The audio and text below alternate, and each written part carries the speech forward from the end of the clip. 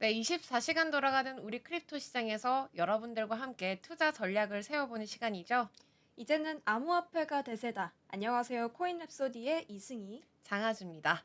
자, 일단 우리 네, 박수부터 치고 시작을 할까요? 좋습니다.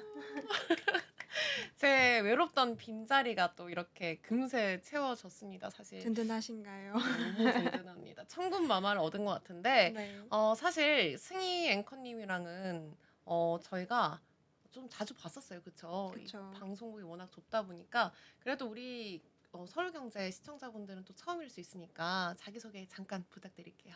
네, 안녕하세요. 이번에 코인랩소디 새롭게 진행을 맡게 된 이승희 아나운서입니다.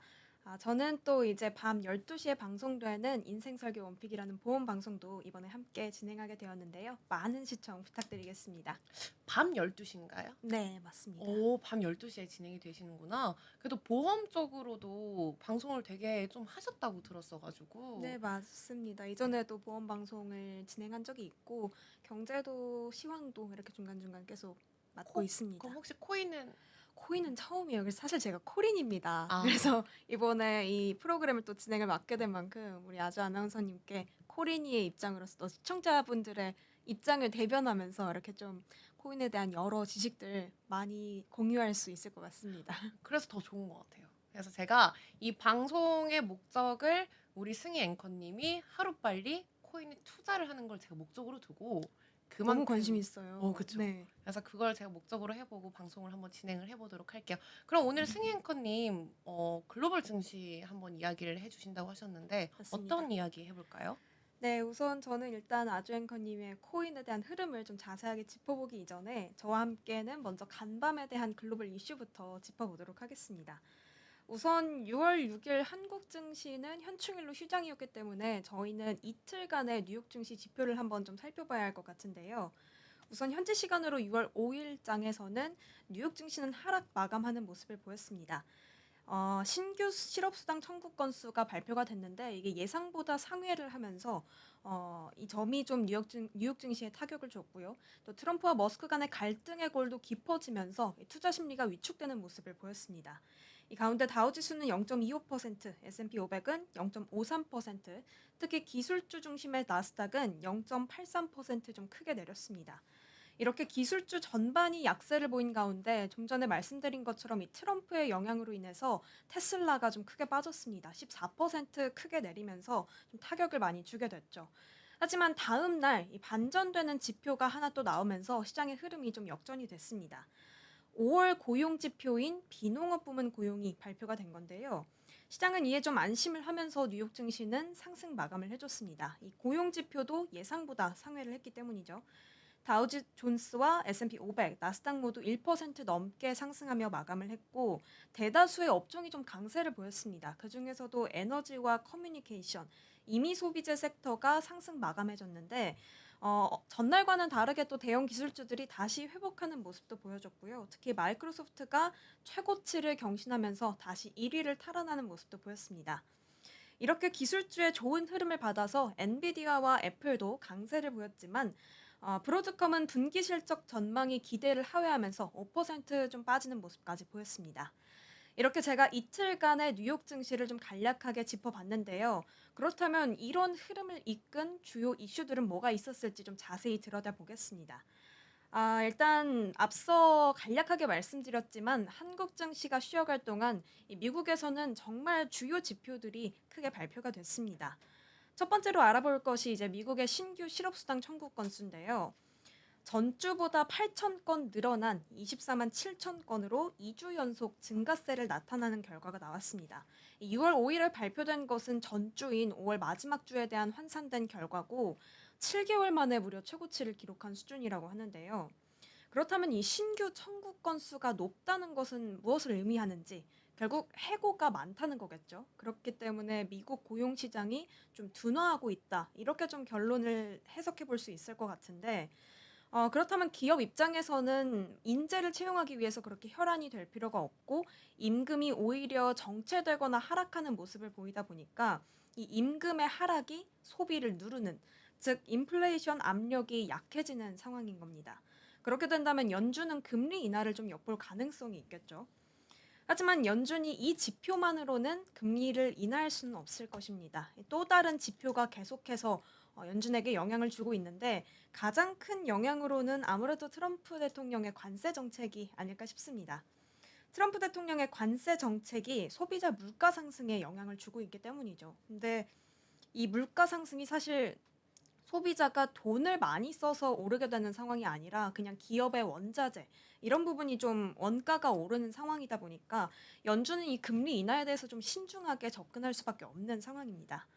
결국 이날 발표된 지표로 인해서 좀 정리해 볼 수 있는 상황은 노동시장 둔화라는 금리 인하를 지지하는 신호와 또 관세로 인한 물가 압력이라는 인하의 어떻게 보면 조심스러운 신호, 이 두 가지 신호가 공존하는 복합 국면이었다. 이렇게 좀 정리를 해볼 수 있겠습니다. 사실 저희가 이 매크로 경제 지표가 뜰 때마다 뭐 네, 암호화폐 시장이라든지 뉴욕 증시가 금리 인하 때문에 굉장히 요동치는 경향이 많았잖아요. 맞습니다. 근데 지금 패드워치에 따르면 여전히 이런 좋은 안 좋은 매크로 경제 지표, 좋은 경제 지표가 나오더라도 여전히 올해 6월에 금리 동결 가능성이 99%나 차지를 하고 있어요.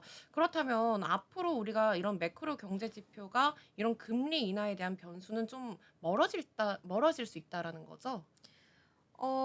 우선은 이 다음 날에 발표되는 지표가 그 금리 인하의 행방을 또 중요하게 가르기도 했는데요. 이때까지만 해도 '금리 인하를 할까? 그래도 동결하지 않을까?' 이런 우려감과 어떤 불확실성이 공존했는데 바로 다음 날에 발표되는 이 비농업 부문 고용 지표가 '금리 인하를 하지 않고 오히려 동결하겠다.' 이렇게 좀 확정짓게 되는 중요한 지표로 또 영향을 주기도 했습니다. 이 고용 지표, 비농업 고용 부문 지표가 발표되면서 먹구름이 꼈던 미국 증시가 거치게 되는데요. 상황이 반전됐습니다.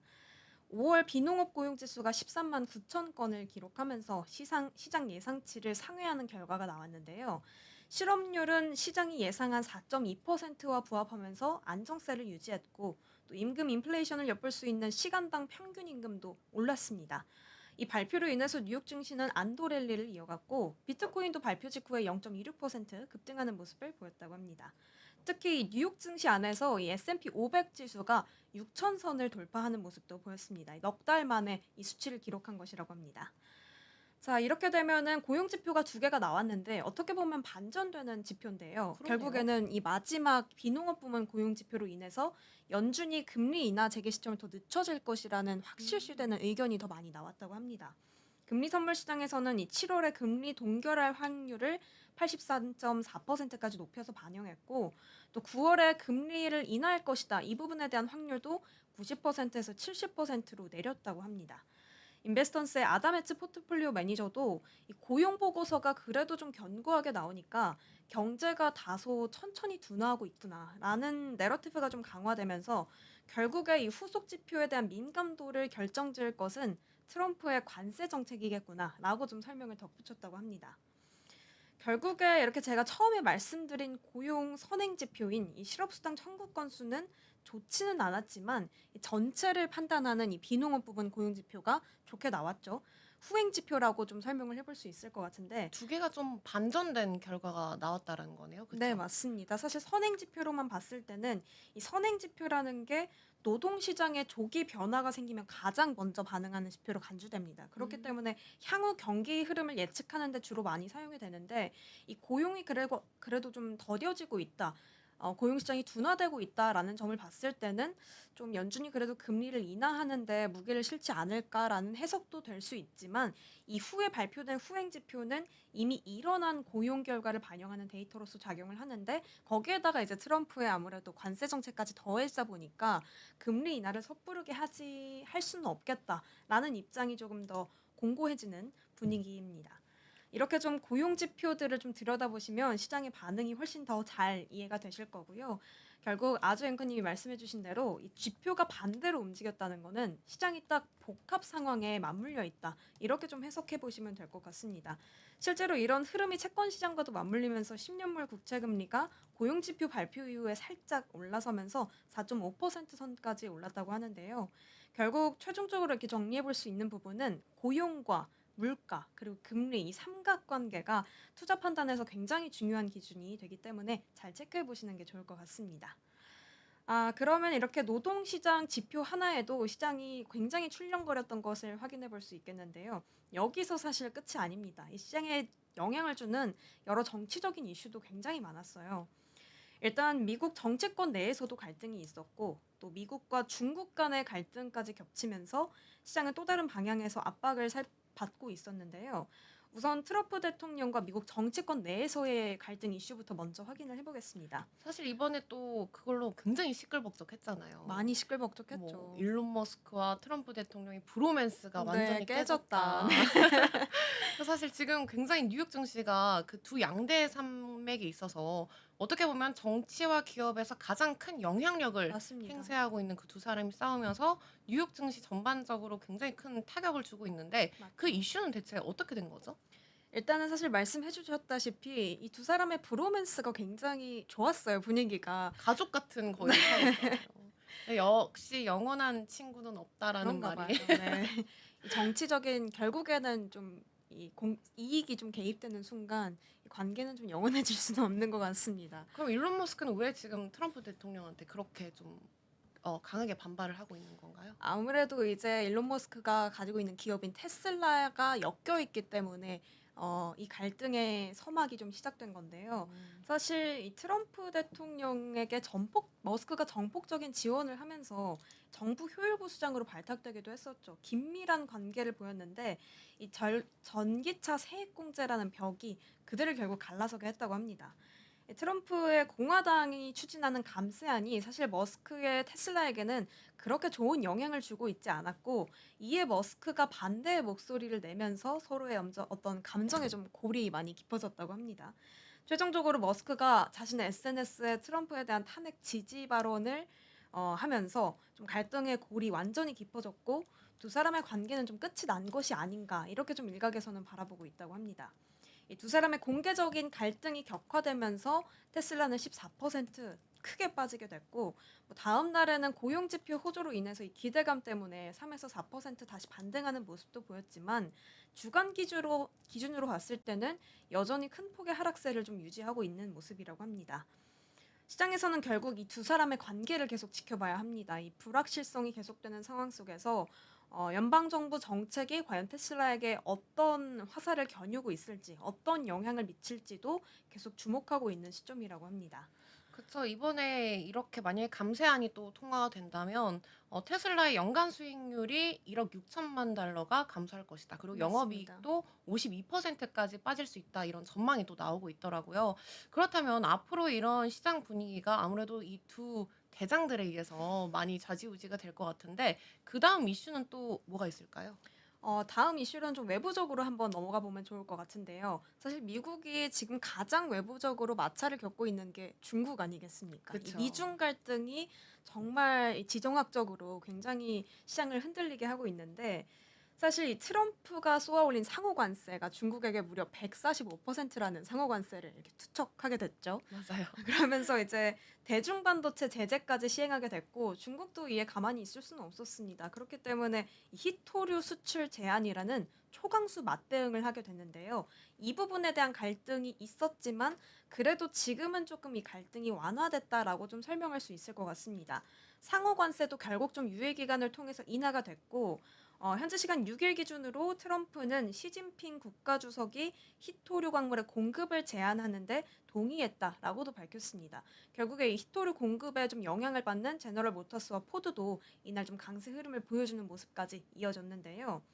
이 처음 합의였던 이 제네바 합의 이후에 뭐 히토류 수출과 또 반도체 제재를 푸느냐 마느냐 이런 부분에 대한 이행에 있어서 지연이 되는 모습까지는 있긴 했지만 결국에 일단 히토류 문제에 대한 복잡성은 상당 부분 미국 입장에서는 해소가 된 상황인 거죠. 그런데 이 히토류 수출 재개 소식을 놓고 마냥 이렇게 반길 수만은 없는 것 같습니다. 시장에서는 이거를 과연 공급망 불안 완화의 신호로 볼 수 있을까? 이렇게 좀 해석을 하고 있는 것 같거든요. 음. 표면적으로는 완화 신호라고 볼 수는 있겠지만 이 자세히 안에 내막을 들여다보면은 이게 전면 재개한 상황은 아닙니다. 모든 품목이나 기업에 대해 완전 허용을 하는 것이 아니라 특정 부분에만 제한된 조치이기 때문에 일부에서는 정치적 계산이 깔린 조치다라고 좀 해석을 하는 모습도 있습니다. 결국 향후 미국의 어떤 반도체 규제에 따라서 중국도 이 히토류 카드를 좀 지키고 있는 것 같거든요. 이 네. 카드를 꺼낼지 말지 미국의 어떤 트럼프의 결정에 따라서 좀 향방이 많이 좌우가 될 것 같은데 그렇기 때문에 아직 이 부분에 대한 긴장감도 좀 남아 있는 상황입니다. 결국에는 사실 이 긴장감이 남아 있는 상황 속에서 이 히토류가 굉장히 중요한 광물이더라고요. 그렇죠. 전기차를 비롯해서 뭐 반도체 그리고 다 쓰인다고 군사까지 하더라고요. 네, 네. 넓은 광범위에서 좀 쓰이는 핵심 전략 자원이기 때문에 이 카드를 갖고 있는 게 중국 입장에선 굉장히 큰 부분인 거죠. 글로벌 공급망과 기술 전반에도 좀 영향을 줄 수 있는 부분이기 때문에 결국 이 부분을 계속 전략적인 카드로 활용을 한다면 경계할 필요도 있다라는 상황으로 좀 보여집니다.